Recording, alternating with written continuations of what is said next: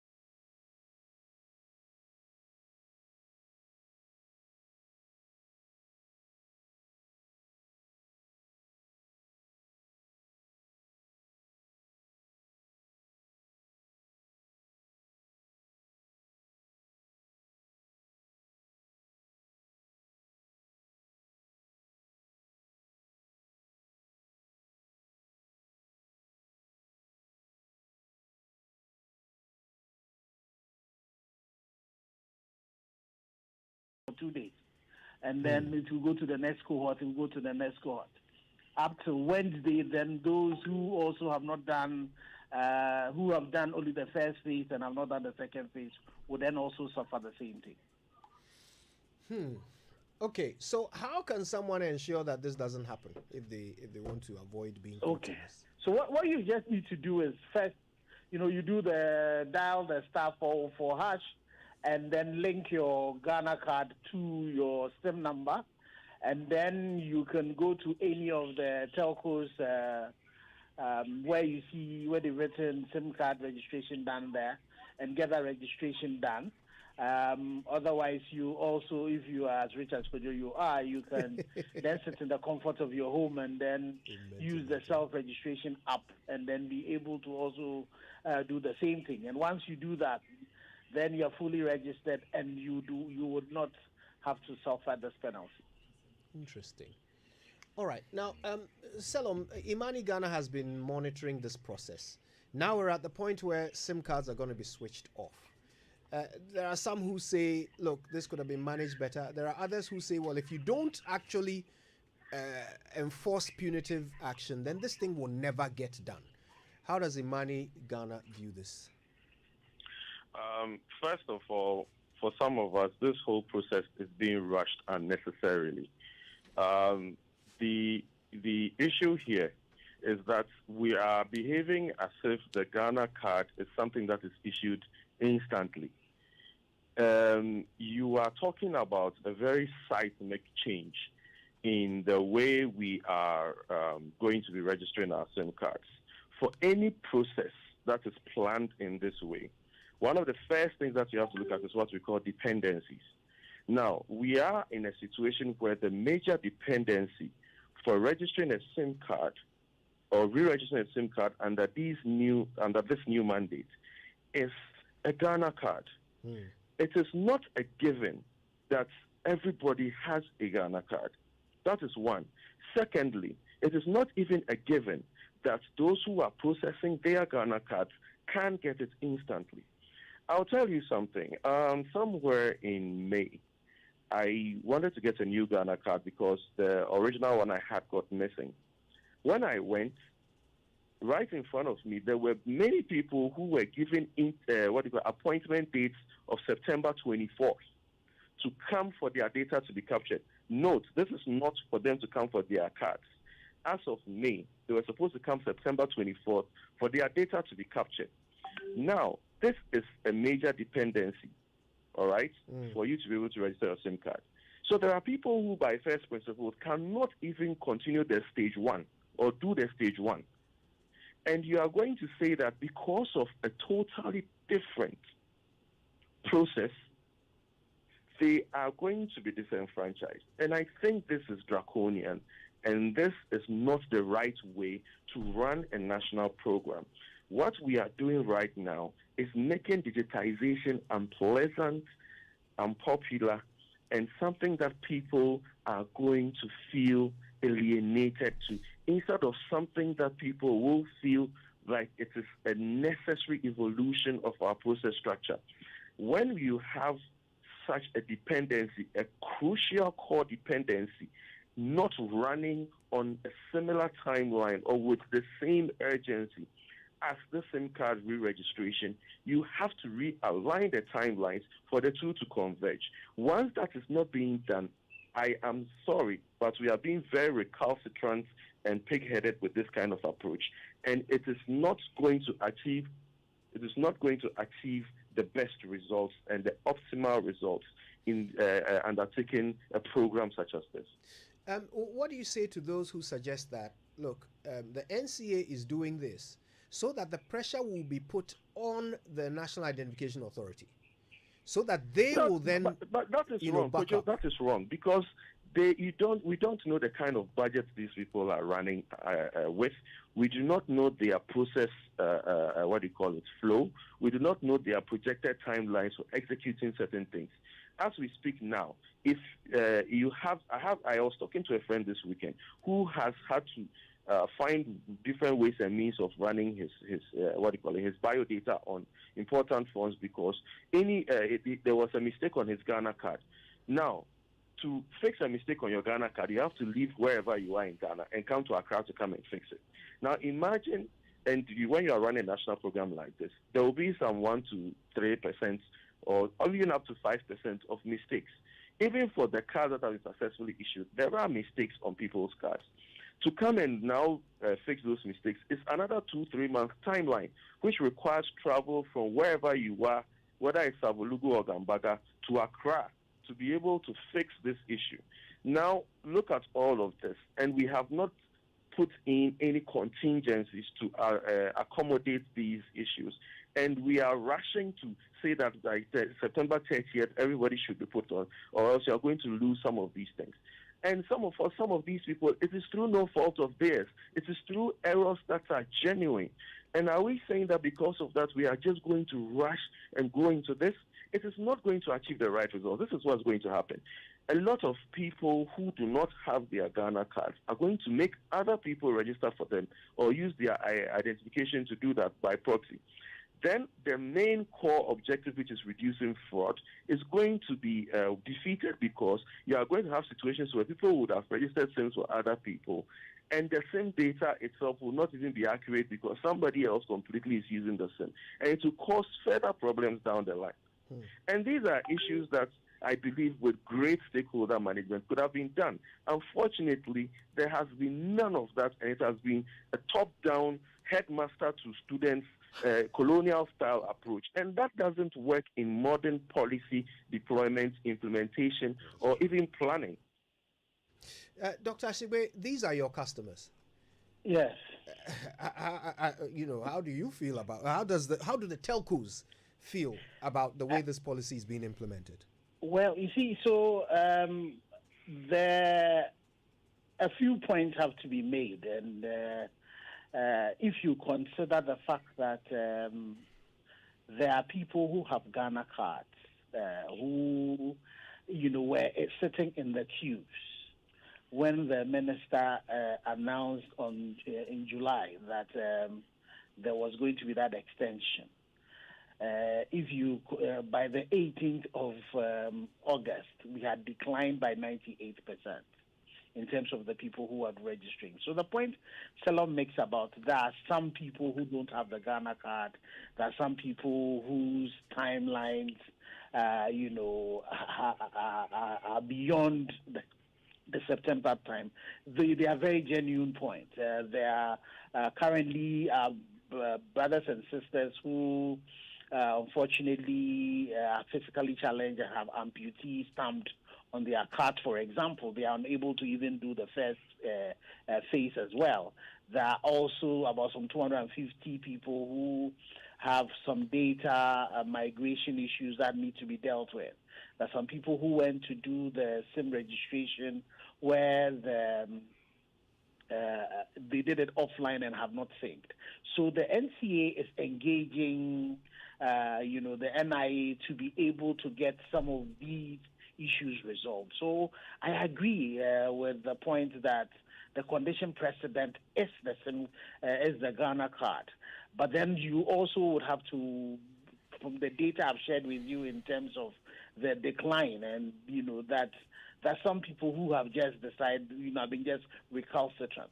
And so if you look at the directive that the NCA is giving, it makes the discomfort in such a way that people can go and get the registration done. It's not permanent. What we would hope is that the conversation between the NIA and the NCA would be able to resolve a lot of the issues around those who do not have their Ghana cards, so that they would get their Ghana cards to be able to do the registration.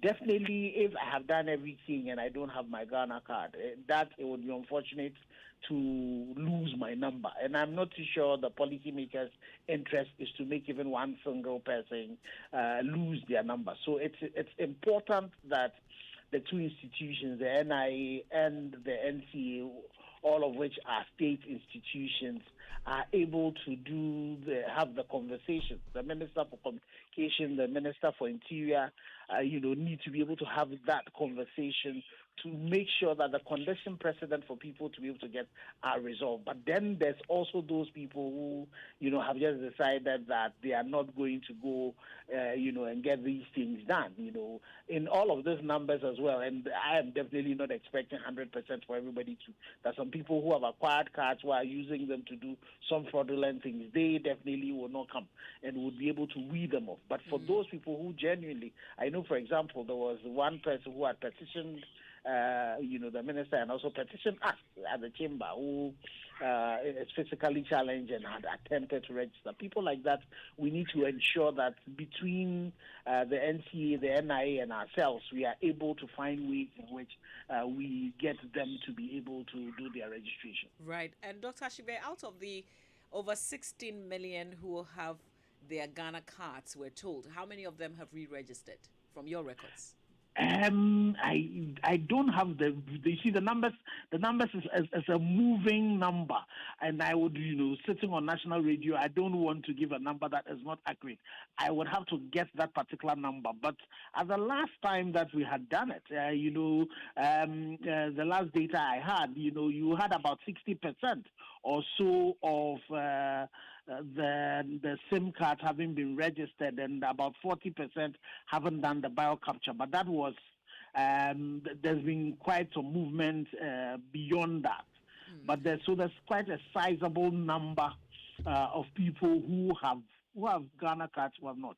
But you also have to bear in mind that about I think at some point was about around 800 Ghana cards that had been printed but that had not been distributed. So definitely we need to find ways in which we can get these cards into the hands of people. And as Salam mentioned, there are people who might also have lost their Ghana cards. By the very nature in which we're doing it, you would need your Ghana card to do the second phase, physically, right. To do the second phase. Those are some of the things that using engineering between the NCA and the NIA, we should be able to, once you're on the database, you don't need to have your physical card. We should be able to find engineering ways to be able to resolve it. And I am very sure that even with what the NCA has brought up, data would be collected in terms of the behavioral changes that are happening, and then, if there should be some changes in the directives that have been given to the telcos, we will do it. But I can tell you that from the telcos' point of view and from the NCA and even the policymaker, it's not in the interest of us to make sure that even one person, loses one genuine person loses his card. Okay. You should bear in mind, as many people who would lose, their numbers, that would mean CST revenue that will be lost. As many people who would, people have their mobile money on it, that's e-levy that also potentially could be lost.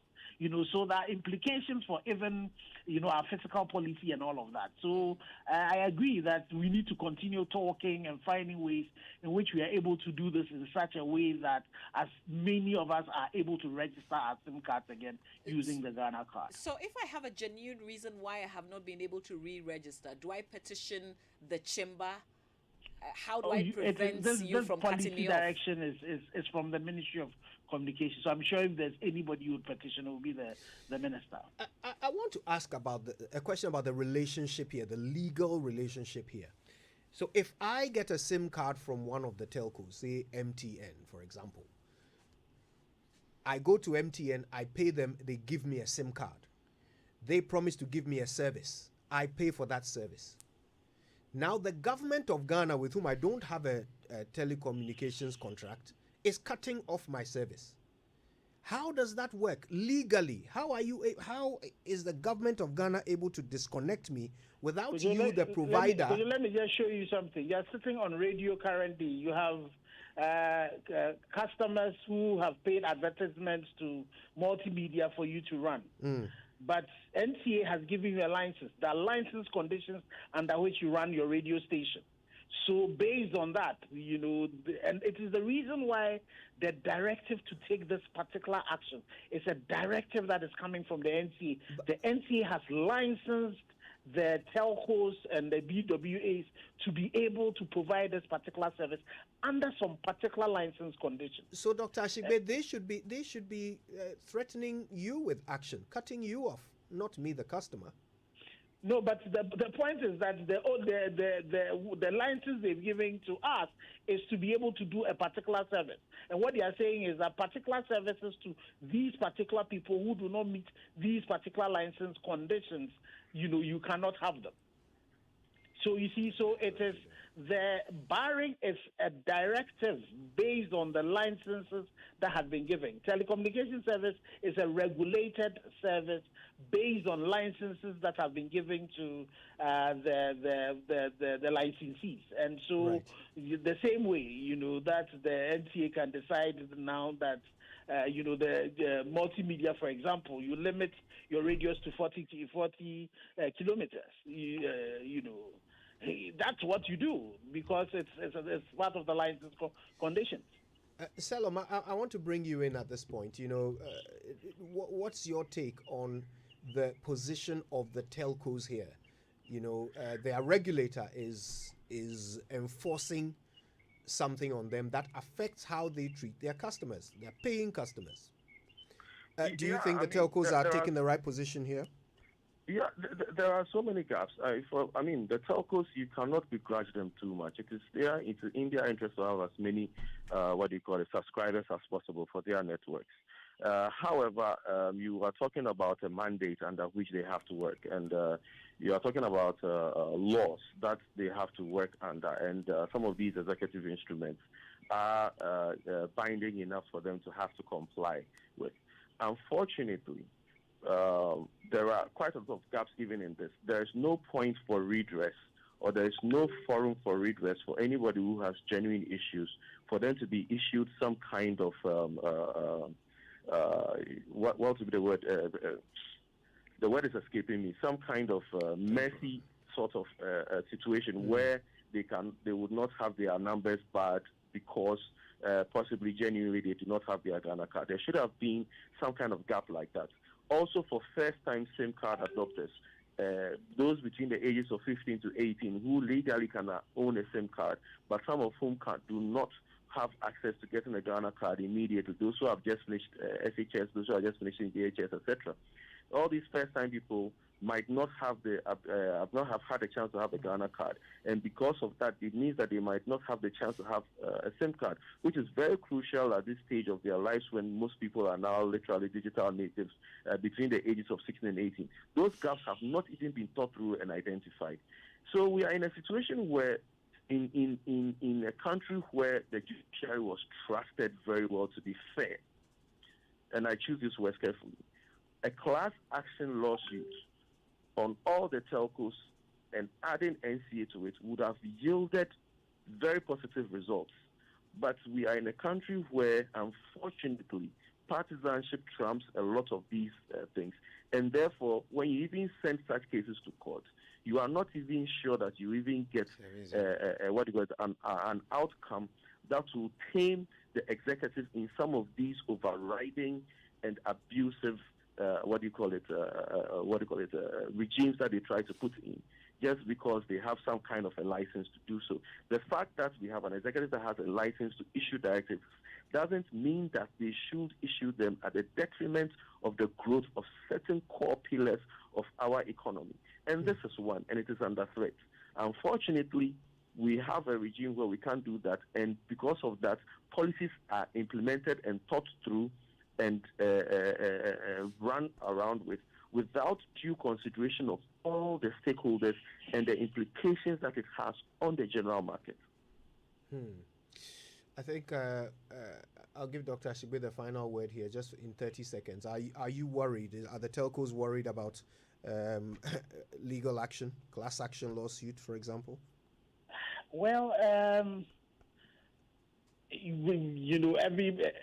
live in a democracy, and people have the right to take particular actions. But as you and I think Salom alluded to that, this is a directive that has been given to us by our regulator, and it's based on the licenses under which we operate. For me, I think the most important thing is a lot more conversations between all the parties involved in this, the policymaker and the policymakers, and in fact, it's not just the Ministry of Communication and Digitalization, but also the Ministry of Interior as well. So in terms of the Ghana card, and then the NTA and the NIA, all of them working together to ensure that as much as possible, those who through no fault of theirs, we are able to resolve the challenge and get them to also get their registration done. That is really, really going to be critical, and it's one of the things that I'm looking forward to. Based on the outcomes of this directive that I've been giving, these changes would be happening. There will be a lot more malleability in the way things are done to be able to ensure that we resolve this challenge. I want to thank you both. Dr. Ken Ashigbe is the CEO of the Ghana Chamber of Telecommunications, and Selon Brantier is a fellow at Imani, Ghana, talking about the upcoming disconnection of some SIM cards due to failure to register with the Ghana card. Senyo Hosi has been in the studio with us while this conversation has continued. I mean, you're a Ghanaian, you have a SIM card. I'm wondering whether you've registered yours. Have you? I think I've attempted one. So you've attempted. Okay. I've attempted. I hope it worked. Oh, okay. Fingers crossed. But right now we don't know whether we're on the list of which cohort or which indeed. Cohort. But so I think I'm good on that side. Tell me what your thoughts are on how this whole thing is being implemented. I mean, we should remember that as policymakers, our responsibilities to the citizenry, we have to deliver public goods to them. Citizens have a right to freedom, and that freedom also includes a right to access critical services like telecommunications. It's no more a privilege. Having a mobile phone is no more a privilege. It's become a necessity, and that must be guided in the thoughts of policymakers. If you have an issue with Ghana cards, every Ghana card has a phone number tied to it. What I still can't understand on the technology side, I have investments in technology, and I have a fair idea how these things work. I don't see why it's not possible for us to clearly identify numbers that are associated with NIA cards and those that are not. So you treat them a bit differently, because if people have NIA cards and are just being a bit difficult with registering, yes, you can deal with them. But people who can't access them, I have workers on my project sites and they tell me, say, I want to register. I can't register. What happens to that guy?